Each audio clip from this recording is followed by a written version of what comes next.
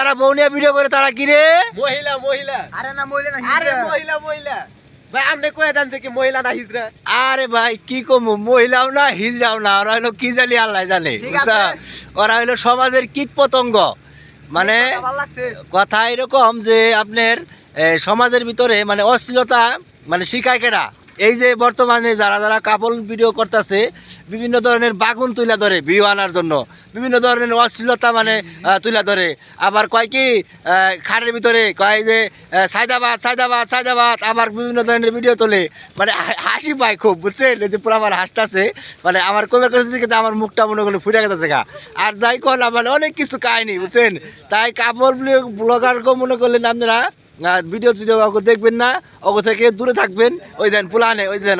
ওই দেন পোলা মানে আসতেছে বুঝছেন আমি মানে ওখান থেকে কথাবার্তা কইতেছি দিকে যাই হোক কাপল ব্লগার কি জানি কয় হিজড়া